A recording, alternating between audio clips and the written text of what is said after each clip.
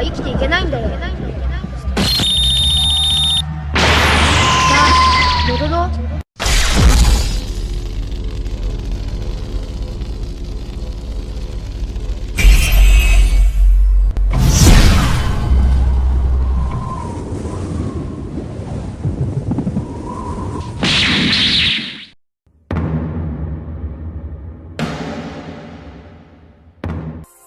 Salut à vous, mes guerriers. Aujourd'hui, je voulais vous partager 10 passages du livre Hagakure, le livre des samouraïs. Bien, c'est parti mes guerriers. Bonne vidéo à vous.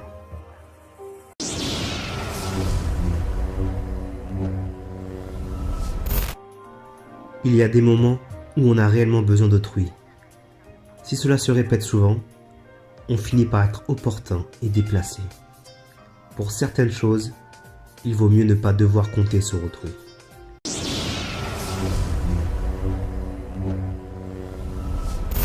Il y avait un homme en Chine qui aimait les images représentant des dragons. Tous ses vêtements et ses meubles étaient décorés de ce motif. Le dieu des dragons s'avisa de cet amour profond. Aussi un jour, un vrai dragon se présenta-t-il à sa fenêtre. On dit que l'homme en mourut de frayeur. C'était assurément un beau parleur, qui se révélait tout autre le moment de l'action venue.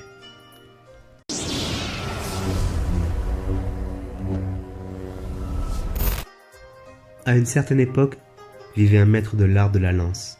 À l'heure de sa mort, il appela son meilleur disciple et lui déclara « Je t'ai transmis toutes les techniques secrètes de notre école.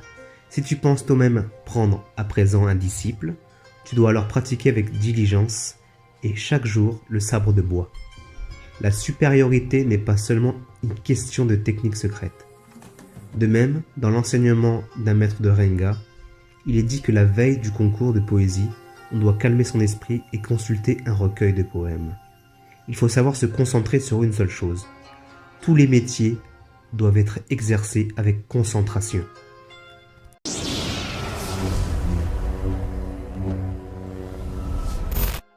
Lorsque l'on rend visite à un samouraï éprouvé par le malheur, ce qu'on lui dit pour l'encourager est toujours d'une extrême importance.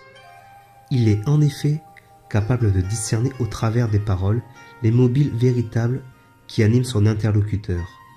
Pour encourager un ami en difficulté, le secret à lui dévoiler est le suivant. Un vrai samouraï ne doit ni pavoiser, ni perdre confiance. Il doit être celui qui va de l'avant. Sinon, il ne réussira pas et sera totalement inutile.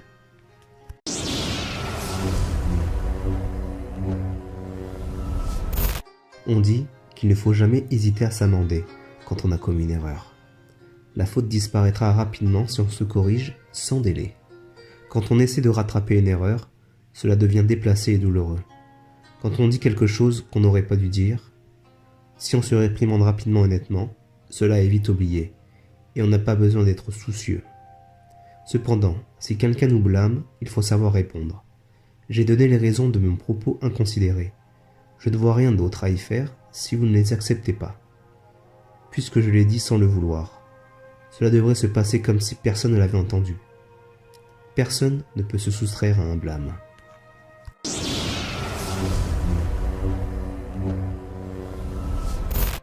Il existe ce qu'on appelle l'attitude pendant l'orage.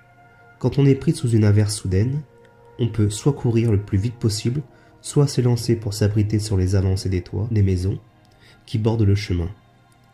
De toute façon, on sera mouillé.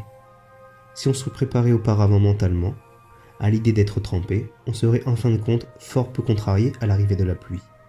On peut appliquer ce principe avec profit dans toutes les situations.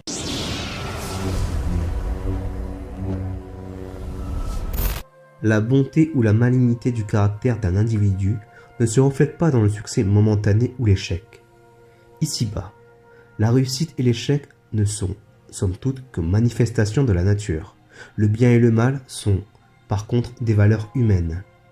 Il est pourtant commode, pour des raisons didactiques, de s'exprimer comme si succès ou échec dans le monde était le résultat direct d'un bon ou d'un mauvais caractère.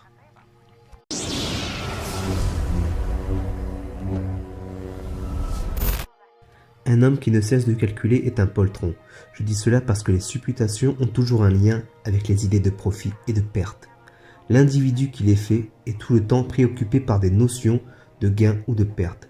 Mourir est une perte, vivre est un gain. Et c'est ainsi que l'on décide souvent de ne pas mourir. C'est de la lâcheté.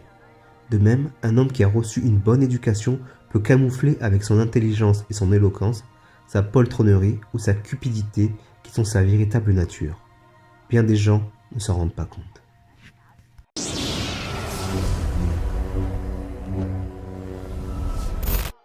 Il n'est pas suffisant d'éviter simplement de se sentir découragé face à l'épreuve. Quand survient le malheur, le samouraï doit s'en réjouir et saisir la chance qui lui est ainsi offerte de mettre à profit son énergie et son courage.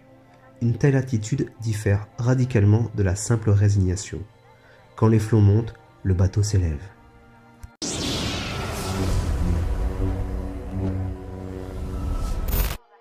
C'est le comble de la folie pour un samouraï que de perdre le contrôle de lui-même si par malheur, il est réduit à l'état de ronin ou s'il se trouve confronté à un revers de fortune du même ordre. Au temps du seigneur Katsuhige, les samouraïs avaient une devise favorite.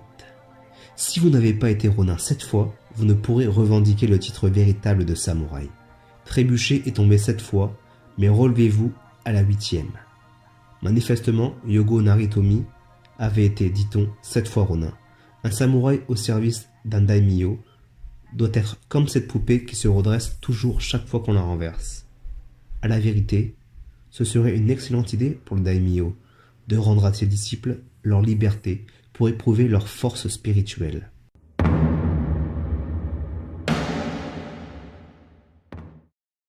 Voilà mes guerriers, j'espère que cette vidéo vous a plu, et n'oubliez pas que nous avons toujours l'esprit du samouraï en nous. Et surtout, n'oubliez jamais la légende, mes guerriers. Nos corps reçoivent la vie du cœur du néant. Exister là où il n'y a rien, c'est le sens de la phrase « la forme c'est le vide ».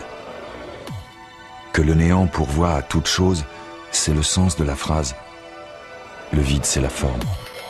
On ne devrait pas penser que ce sont là deux choses différentes. Tu sais, dans les cultures anciennes, on pensait que l'ours était l'égal de l'homme. C'est pas une culture ancienne ici, mon vieux. Parfois ça l'est.